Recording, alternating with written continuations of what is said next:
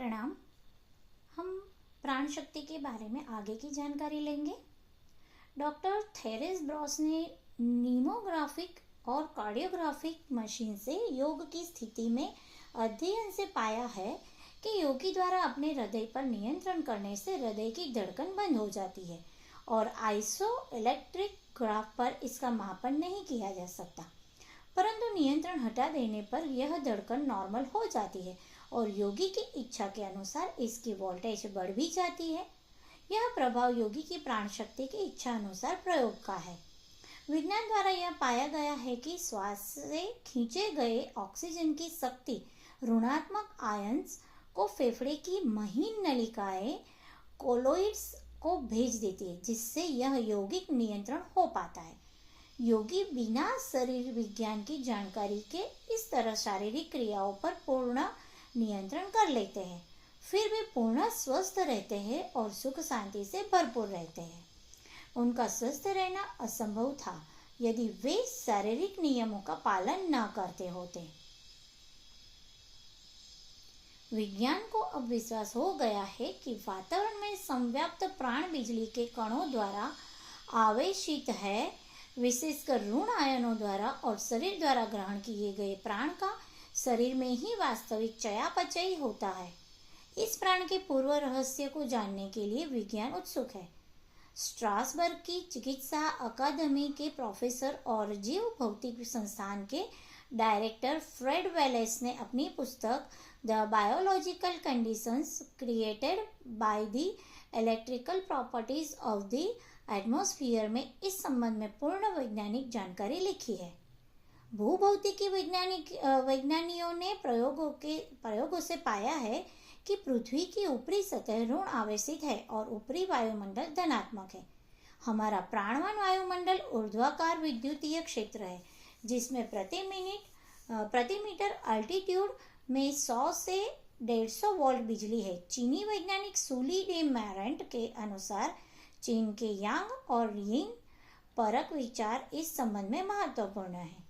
शांत वातावरण धनात्मक होता है, इसे चीनी यांग कहते हैं, जो कि सूर्य और तारों के कारण होता है। ऋणात्मक आवेश पृथ्वी के कारण होती है, जिसे वे यिंग कहते हैं। 16वीं सदी की चीनी पुस्तक के अनुसार यांग हल्की और शुद्ध होती है। यह शक्ति ऊपर की ओर बढ़ती है, जिससे आकाश बना है। यिन भारी और मोटी है, जिससे पृथ्वी बनी है। आकाश की शक्ति ऊपर है और पृथ्वी की शक्ति नीचे है।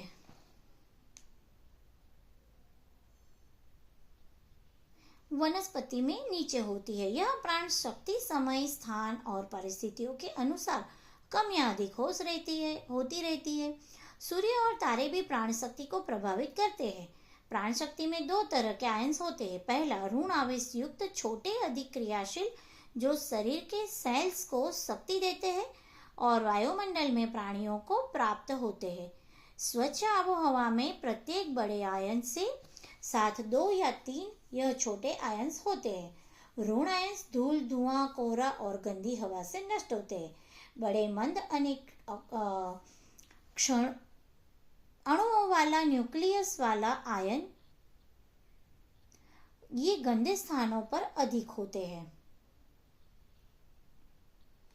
ये वातावरण में छोटे आयंस में मिल जाते हैं और अनेक आयंस के मेल से बड़े आयंस बनाते हैं। इसके बढ़ने से क्रियाशील यानी कि प्राणवान छोटे आयंस वातावरण में कम हो जाते हैं। इन वैज्ञानिक निष्कर्षों से योगियों का यह कथन प्रमाणित होता है कि प्राण कोई ऑक्सीजन, नाइट्रोजन या रसायन नहीं है। बड़े आयनों की अधिकता के कारण ही शहर की हवा प्राणवान और स्फूर्तिदायक नहीं होती। धूल कण कारखानों एवं कारों से निकलने वाली गैस के समान ही हानिकारक है, क्योंकि यह प्राण को नष्ट कर देती है। एयर कंडीशनर जगहों में भी प्राण नहीं पाए जाते, सिर्फ धूल का प्रवेश वहां रुकता है। धुआं और कोहरा भी इसी तरह प्राणहीन होते हैं। प्राण शक्ति का मनुष्य स्रोत सूर्य के short wave electric magnetic radiations है। वातावरण में क्रियाशील ऋण आवेशित आयंस इसी के परिणाम है। यही मनुष्यों, जीव जंतुओं, वनस्पति, पेड़ पौधे, अणु परमाणुओं, प्रोटॉन्स, न्यूट्रॉन्स एवं समस्त पदार्थों की प्राण शक्ति यानी जीवनी शक्ति है। प्राणवान ऋणात्मक आयनों का दूसरा प्रमुख स्रोत ब्रह्मांडीय किरणें हैं, जो लगातार दिन रात आती है। ये शक्तिशाली ऋण आवेशी आयन्स पानी के लहराने और बाष्पीकरण के भी अधिक मात्रा में निकलते हैं। इसीलिए समुद्री हवा उत्साहवर्धक होती है। समुद्री तूफानों और धूल की अनुपस्थिति में भी ये अधिक होते हैं। समुद्र के किनारों और समुद्र में हम प्राण से स्नान करते हैं और इससे हमारे क्रियाशील एवं अति संवेदना वाले रंग अधिक पुष्ट होते हैं। चिड़चिड़े और स्नायविक लोगों को भी समुद्री हवा लाभप्रद है। प्राणायाम का उद्देश्य भी इसी क्रियाशील आयन्स की शक्ति को ग्रहण करना, उन्हें अन्य अंगों में भेजना एवं शक्ति अर्जित करना है। अन्य और जल के चयापचय प्राणियों की तरह मानव शरीर में विद्युत यानी कि प्राण के चयापचय की प्रणाली भी है। पाश्चात्य वैज्ञानिक वेलेस के अनुसार मनुष्य इस प्राण शक्ति के क्रियाशील ऋण आवेशी आयन्स को प्राप्त करके ऋण आवेशी हो जाते हैं। इस प्राण प्रणाली की शक्ति पर ही दूसरे प्रणालियां भी काम करती है। श्वास द्वारा ली गई वायु से मनुष्य इन ऋण आवेशी आयन्स को तब तक ग्रहण करता है जब तक वे अधिक होने के कारण त्वचा से बाहर नहीं निकलते। वेलेंस ने अपने प्रयोगों में पाया है कि हमारे अंग ऋण आवेशी आयनों से क्रियाशील रहते हैं और इनकी वृद्धि से उनकी जीवनी शक्ति बढ़ती एवं स्फूर्ति एवं साहस में वृद्धि होती है। इस तरह पाश्चात्य विज्ञान पूर्णतः भारतीय योगियों के प्राण संबंधी सिद्धांतों की पुष्टि करता है।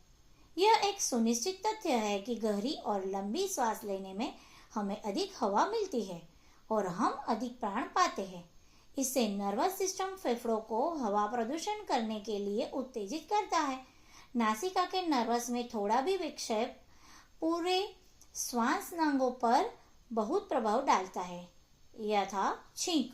इसीलिए प्राणायाम में द्वारा नथुनों को अधिक फैलाकर वायु ग्रहण करने का हम अभ्यास करें। इससे हमें अधिक प्राण मिलेगा और हमारे मन एवं अंग सशक्त एवं स्फूर्तिवान बने रहेंगे।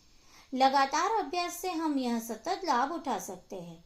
इस गहरे श्वास में हमें 10% हवा अधिक मिलती है।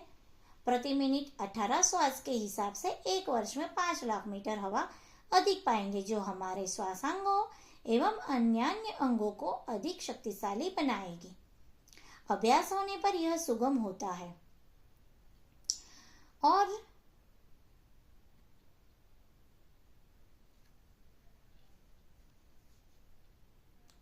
श्वास प्रश्वास प्रक्रिया इससे अधिक नियमित होगी। डॉक्टर वेलेस के अनुसार मानव शरीर में बिजली यानी कि प्राण के चयापचय से अनेक बातें मालूम होती है। ऋण आयन्स का पाचन शरीर के अंगों को क्रियाशील रखने के लिए अति आवश्यक है और क्षतिग्रस्त आयनों का शरीर से निष्कासन भी उतना ही जरूरी है। वेलेस का कथन है कि यह प्राण सूर्य की अल्ट्रावायोलेट किरणों यानी पराबैंगनी किरणों की फोटोकेमिकल यानी प्रकाश रसायन क्रिया के द्वारा प्राप्त होती है। सूर्य स्नान हमारे विद्युत चयापचय को क्रियाशील बनाकर हमें अधिक शक्ति यानी कि स्फूर्ति देता है। शरीर को पृथ्वी से पृथक इंसुलेटेड नहीं रखना चाहिए, क्योंकि लगातार क्रियाशील ऋण आयन्स का प्रवाह तब शरीर में नहीं हो सकेगा। प्राणियों के फर वाली चमड़ी से उनमें प्राण अधिक आकर्षित होते हैं और सुरक्षित बना रहता है। मनुष्य के शरीर में कपड़े पहनने से वह इंसुलेटेड हो जाता है और क्रियाशील आयन्स का लाभ नहीं उठा पाता। इसमें वह सुस्त और रोगग्रस्त होता है। अच्छा यही है कि प्राणायाम की विज्ञान समस्त प्रक्रिया हर क्षण अपनाते रहा जाए। धन्यवाद।